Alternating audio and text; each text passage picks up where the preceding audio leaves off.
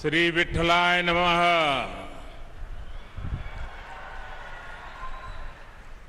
नमो सद्गुरु तुक्या ज्ञान दीपा। नमो सद्गुरु सच्चिदानंद रूपा। नमो सद्गुरु भक्त कल्याण मूर्ति। नमो सद्गुरु भास्करा पूर्ण कीर्ति। मस्तक है पायावरी या वारकरी संताच्या।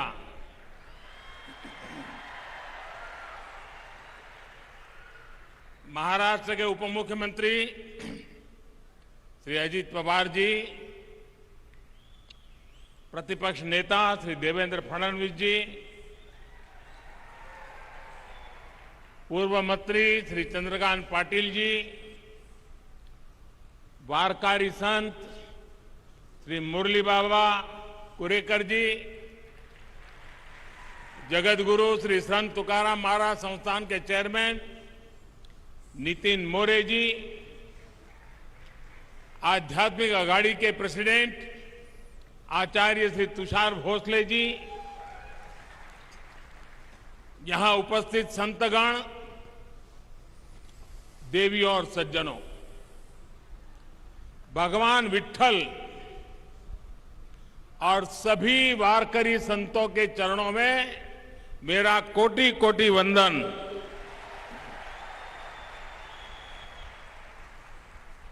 हमारे शास्त्रों में कहा गया है कि मनुष्य जन्म में सबसे दुर्लभ संतों का सत्संग है।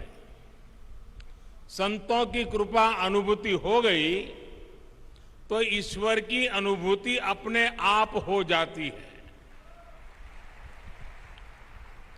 आज देहू की इस पवित्र तीर्थ भूमि पर मुझे यहां आने का सौभाग्य मिला और मैं भी यहां वही अनुभूति कर रहा हूं।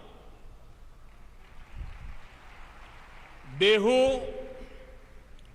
संत शिरोमणि जगतगुरु तुकाराम जी की जन्मस्थली भी है, कर्मस्थली भी है।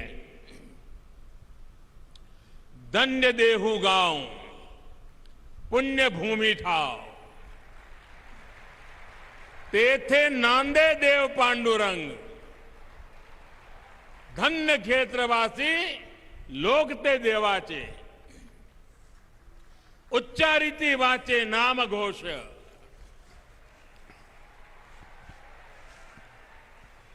देहू में भगवान पांडुरंग का नित्य निवास भी है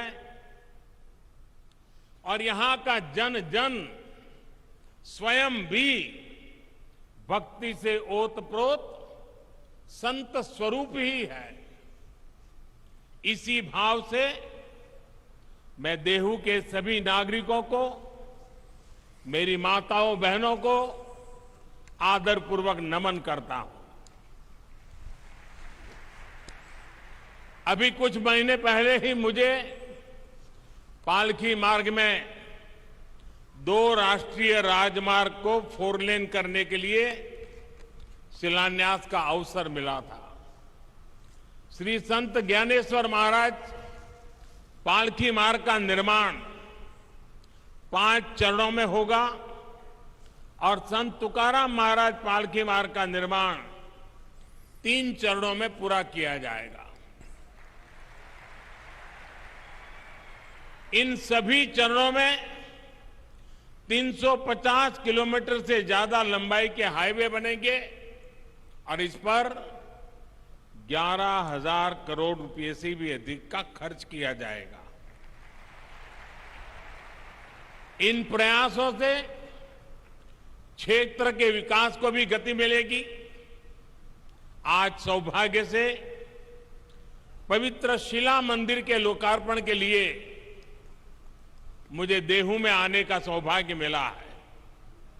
जिस शिला पर स्वयं संत तुकाराम जी ने 13 दिनों तक तपस्या की हो, जो शिला संत तुकाराम जी के बोध और वैराग्य की साक्षी बनी हो, मैं मानता हूं कि वो सिर्फ शिला नहीं, वो तो भक्ति और ज्ञान की आधारशिला स्वरूप है।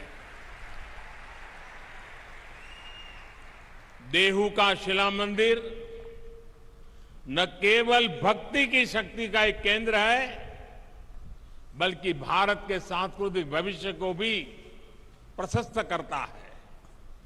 इस पवित्र स्थान का पुनर्निर्माण करने के लिए मैं मंदिर न्यास और सभी भक्तों का हृदयपूर्वक अभिनंदन करता हूं, आभार व्यक्त करता हूं।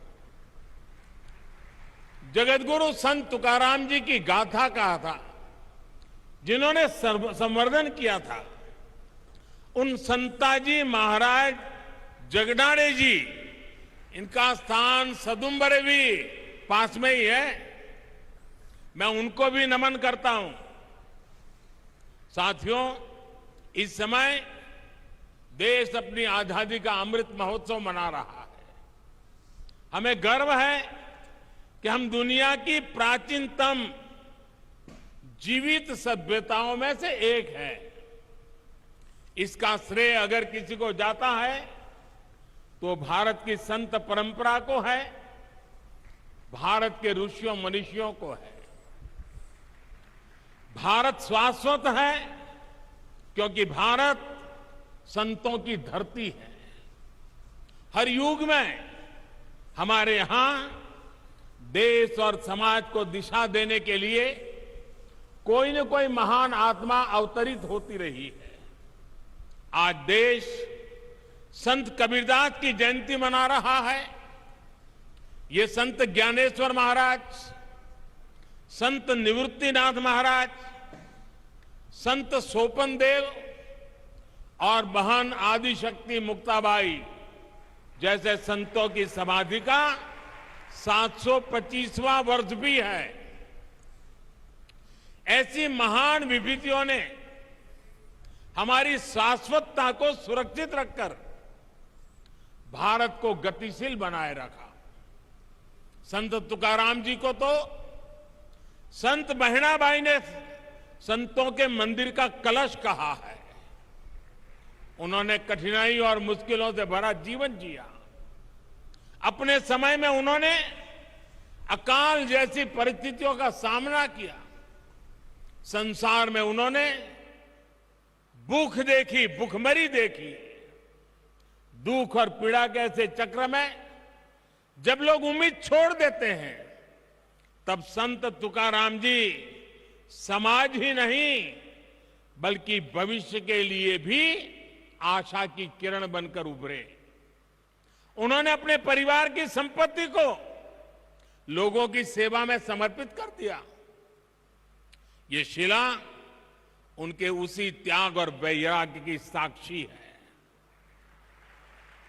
साथियों, संत तुकाराम जी की दया, करुणा और सेवा का वो बोध उनके अभंगों के रूप में आज भी हमारे पास है। इन अभंगों ने हमारी पीढ़ियों को प्रेरणा दी है। जो भंग नहीं होता, जो समय के साथ शाश्वत और प्रासंगिक रहता है, वही तो अभंग होता है।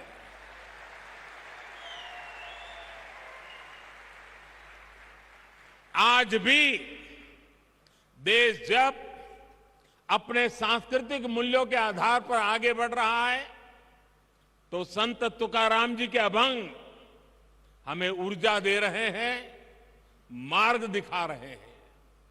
संत नामदेव, संत एकनाथ, संत सावता महाराज, संत नरहरि महाराज, संत सेना महाराज, संत गौरबा काका, संत चोखा मेला, इनके प्राचीन अभंगों से हमें नित नई प्रेरणा मिलती है। आज यहां संत चोखा मेला और उनके परिवार द्वारा रचित सार्थ अभंग गाथा के विमोचन का भी मुझे सौभाग्य मिला है। इस सार्थ अभंग गाथा में इस संत परिवार की 500 से ज्यादा अभंग रचनाओं को आसान भाषा में अर्थ सहित बताया गया है। भाइयों और बहनों, संत तुकाराम जी कहते थे, ऊंच नीच काहि नेड़े भगवंत, अर्थात समाज में ऊंच नीच का भेदभाव, मानव मानव के बीच फर्क करना, ये बहुत बड़ा पाप है। उनका ये उपदेश जितना जरूरी भगवत भक्ति के लिए है, उतना ही महत्वपूर्ण राष्ट्र भक्ति के लिए भी है, समाज भक्ति के लिए भी है। इसी संदेश के साथ हमारे वारकरी भाई बहन हर वर्ष पंढरपुर की यात्रा करते हैं। इसलिए आज देश सबका साथ, सबका विकास, सबका विश्वास, सबका प्रयास के मंत्र पर चल रहा है। सरकार की हर योजना का लाभ हर किसी को बिना भेदभाव मिल रहा है। वारकरी आंदोलन की भावनाओं को सशक्त करते हुए देश महिला सशक्तिकरण के लिए भी निरंतर प्रयास कर रहा है। पुरुषों के साथ उतनी ही ऊर्जा से वारी में चलने वाली हमारी बहनें पंडरी की वारी अवसरों की समानता का प्रतीक रही है। साथियों, संत तुकाराम जी कहते थे, जेका रंजले गांजले, जेका रंजले गांजले, त्यासी मणे जो आपुले, तोची साधु ओळखवा, देव तेथेची जानवा। यानी समाज की अंतिम पंक्ति में बैठे व्यक्ति को अपनाना, उनका कल्याण करना, यही संतों का लक्षण है।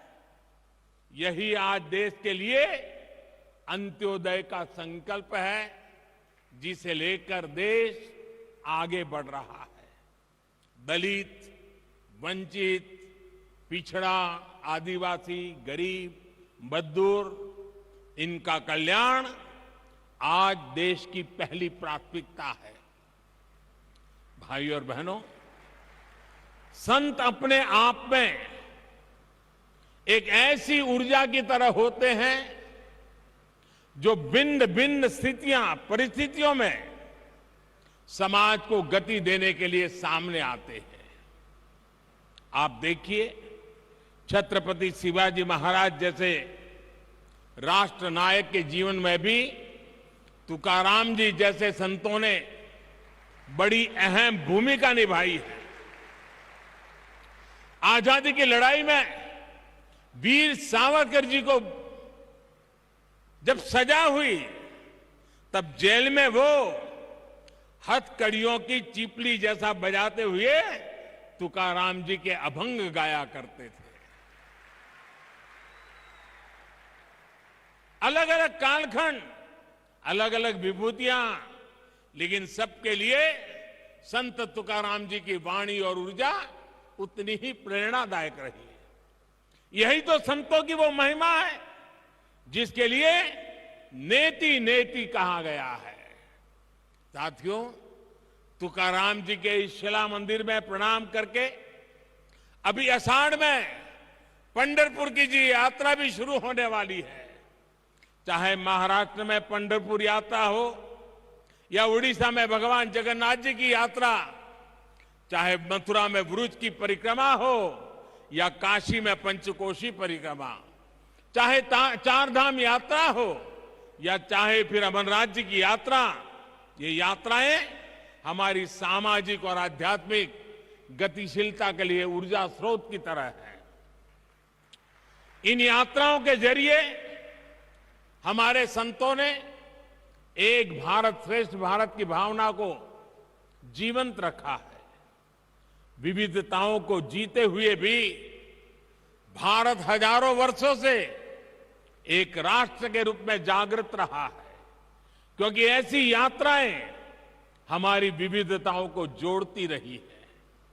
भाई और बहनों, हमारी राष्ट्रीय एकता को मजबूत करने के लिए आज ये हमारा दायित्व है कि हम अपनी प्राचीन पहचान और परंपराओं को चैतन्य रखें। इसलिए आज जब आधुनिक टेक्नोलॉजी और इंफ्रास्ट्रक्चर भारत के विकास का पर्याय बन रहे हैं, तो हमें ये सुनिश्चित कर रहे हैं कि विकास और विरासत दोनों एक साथ साथ आगे बढ़े।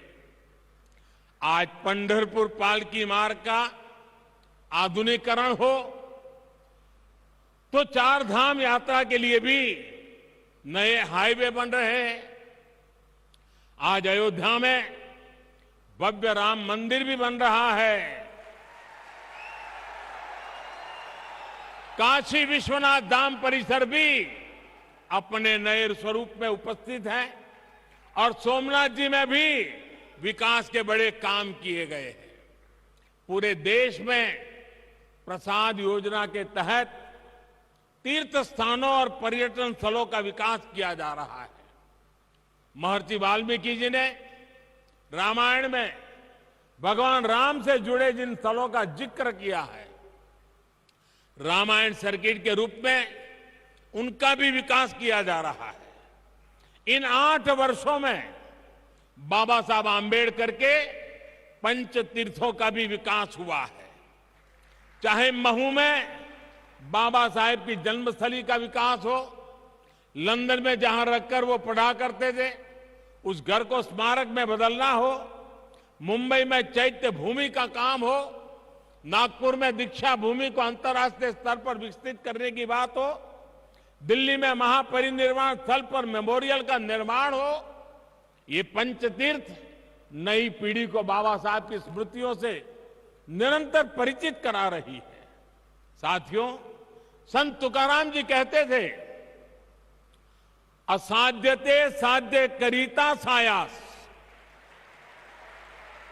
असाध्यते साध्य करीता सायास, कारण अभ्यास तुकामणे।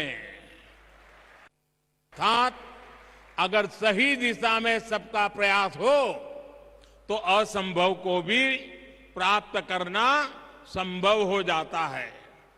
आज आजादी के 75वें साल में देश ने 100% लक्ष्यों को पूरा करने का संकल्प लिया है। देश गरीबों के लिए जो योजनाएं चला रहा है, उन्हें बिजली, पानी, मकान और इलाज जैसी जीवन की जीने की मौलिक जरूरतों से जोड़ रहा है। हम उन्हें 100% लोगों तक पहुंचाना है। इसी तरह देश ने पर्यावरण, जल संरक्षण और नदियों को बचाने जैसे अभियान शुरू किए हैं। हमने स्वस्थ भारत का संकल्प लिया है। हमें इन संकल्पों को भी 100% पूरा करना है। इसके लिए सबके प्रयास की, सबकी भागीदारी की जरूरत है। हम सभी देश सेवा के इन दायित्वों को अपने आध्यात्मिक संकल्पों का हिस्सा बनाएंगे तो देश का उतना ही लाभ होगा। हम प्लास्टिक मुक्ति का संकल्प लेंगे, अपने आसपास झीलों, तालाबों को साफ रखने का संकल्प लेंगे तो पर्यावरण की रक्षा होगी। अमृत महोत्सव में देश ने हर जिले में 75 अमृत सरोवर बनाने का भी संकल्प लिया है।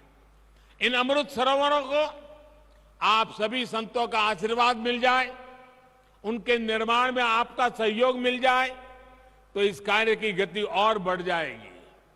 देश इस समय प्राकृतिक खेती को भी मुहिम के रूप में आगे बढ़ा रहा है। ये प्रयास वारकरी संतों के आदर्शों से जुड़ा हुआ है। हम कैसे प्राकृतिक खेती को हर खेत तक ले जाएं, इसके लिए हमें मिलकर काम करना होगा। अगले कुछ दिन बाद अंतर्राष्ट्रीय योग दिवस भी आने वाला है। आज जिस योग की दुनिया में धूम है, वो हमारे संतों की ही तो देन है। मुझे विश्वास है आप सब योग दिवस को पूरे उत्साह से मनाएंगे और देश के प्रति इन कर्तव्यों का पालन करते हुए नए भारत के सपनों को पूरा करेंगे। इसी भाव के साथ मैं मेरी वाणी को विराम देता हूं और मुझे जो अवसर दिया, जो सम्मान दिया, इसलिए आप सबका सर झुका करके अभिनंदन करता हूं, धन्यवाद करता हूं। जय जय रामकृष्ण हरि, जय जय रामकृष्ण हरि, हर हर